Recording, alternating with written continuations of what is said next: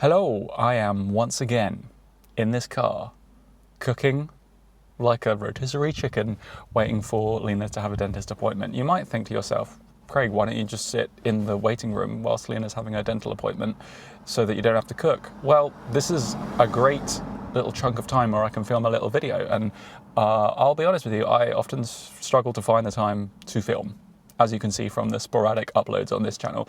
And I really want to do some more filming, so I'm utilising this time. This is the second day in a row that I've been waiting for Lena outside of the dentist, because she goes to a dentist that isn't right near our house. So I will drop her off and then I'll wait in the car. And as a woman that is serious about her dental hygiene. So here I am. I have learnt from yesterday's mistakes. I'm wearing a shirt so that my arms don't burn and I don't have to cook even more, having a pillow over my arms in this oven of a car. But okay, today I'm going to try and freestyle a video about photography and my I can't think of a better word than journey. My journey with photography and what kind of a career in photography I thought I'd have versus the sort of work that I ended up doing in the end, and why I ultimately decided that actually, even though I spent a lot of time pining for a career in photography and training for it, I decided in the end that actually it wasn't really for me. And I think that happens sometimes, you know. I have heard from many friends that once you've actually gone and done the thing that you have been training for, like the career that you have been training for, you're like, oh, this isn't actually how I pictured it. So it's a little bit about that, and about how it kind of wasn't really anyone's fault. It wasn't until I was sort of there and experiencing the world of being a photographer that I realized, you know what? No, I've seen enough. This isn't for me. So it feels a little naive to admit this now, but when I first got into photography when I was like 16, 17 years old, and I decided, you know what, I really like this. I have no idea what I'm going to do with my life, but this is something that brings me joy. I'm going to go and see if I can make a career out of this. I did my A-levels. I got like an A in my A-levels for photography, and then I went to uni. I thought that I would be able to make a career out of doing personal projects in photography. It sounds really ridiculous to admit this now, but I was young, I was a teenager.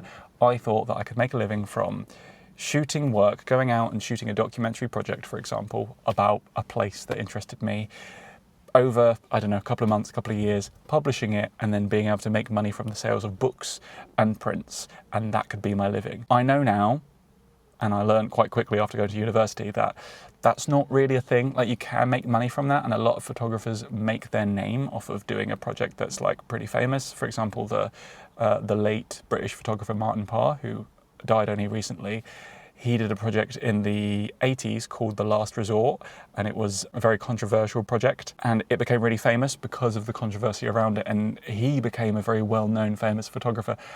As a result of that, he's probably the most famous British photographer. So I can kind of understand how I came to that mindset when I first got into photography. And also this idea that, like, I was also very into music. I still am very into music. And that's sort of how it works in music, right?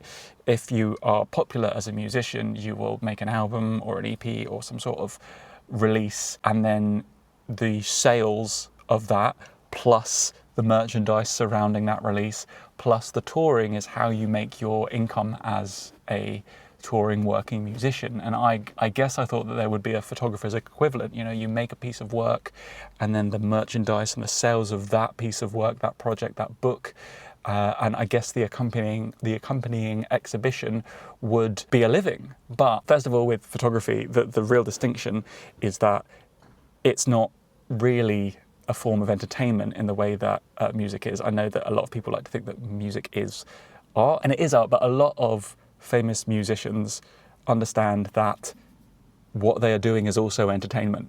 And once you see it as both art and entertainment, it sort of starts to make a lot more sense why some artists are bigger than others. Anyways, I'm getting sidetracked. I had this idea in my head that I could be a photographer, that if I did work that was good enough, then I could basically make a living off of my personal work. And I learned at uni that this isn't really a thing. The way to make a living as a photographer is to do paid jobs.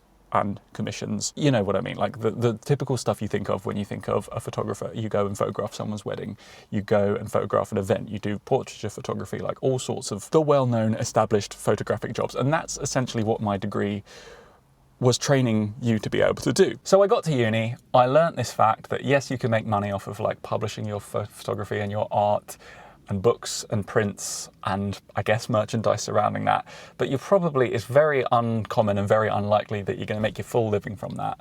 So by this point I'm like, okay, that's disappointing, but I'm at uni anyways, I'm going to learn the trade of being a photographer. And when I got out, I think I've probably described this on my channel before, but I really struggled to find work as a photographer. When I got out, I did my degree, I got a first for my degree, I was very proud of that. And this isn't going to be a video about how, like my struggle to find work after uni. Ultimately, the bottom line is what you need to know is that I went out, I worked in a pub for a few months, I finally got an internship doing marketing for a charity, which was completely different from my degree, and at the time felt like a bit of a failure because I had failed to get a job in photography. Because for those of you that don't know, getting paid positions working, on the payroll for a company as a photographer, that's not really a thing these days. To be a working photographer, you mostly have to be a freelance photographer and, have your clients, have your contacts, and you work when someone says, hey, I need you to do this thing, rather than being on the payroll and being like a regular working photographer for some sort of organization. That's not really much of a thing in the present day. It does happen, but it's quite uncommon. It usually happens to people that are like already well established and have done years and years and years. That's my understanding of it. Feel free to correct me in the comments. It's now been 10 years since I got this marketing internship working for this charity. And as I say, at the time it felt like a failure, but in hindsight, I'm now like, this is the best thing that could have happened because of what happened afterwards.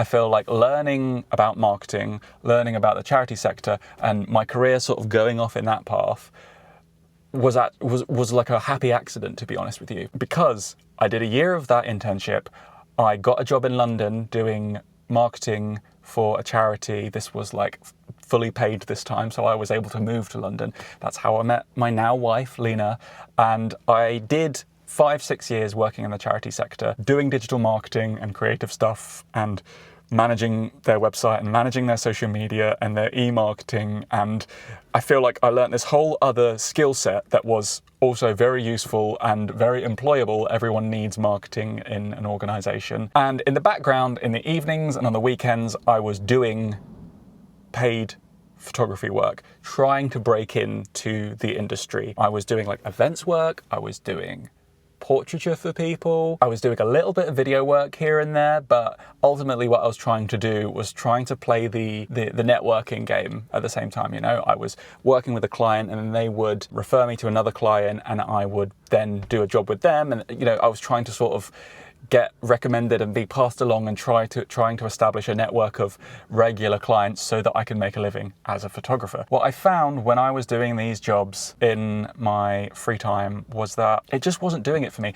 And there was nothing wrong with these jobs in themselves. I was really grateful for this work. The way that I would describe it is that for me, photography is like I got into it and I fell in love with it because it was like this really personal thing. And the best word that I can think of to describe it is that it feels like kind of sacred to me. I know that sounds really pretentious, but like it's like my thing. It's something that makes me happy, and I do it in my free time, and it brings me joy, and it helps me find peace with like existence and day-to-day living. Does that make sense? I know it sounds a bit over the top, but what I found was that when I was working for other people, it didn't quite feel right. Like nobody put my nose out of joint. Nobody was mean. Everyone was very lovely and they paid me for the work. And I just realized that like what I love about photography is different from what I need to do to make money as a photographer. All right, the camera literally just turned itself off because it said that it overheated. So I've taken it off the dashboard so that it's not quite so hot, and I'm going to try and wrap this up. So I ultimately realized that doing paid photography jobs, it wasn't fulfilling me. It wasn't fun. I didn't feel like absolutely committed to this being my career path. I kind of felt like I wanted to achieve it because it's what I had trained to do, and it's what I thought I wanted to do as a teenager.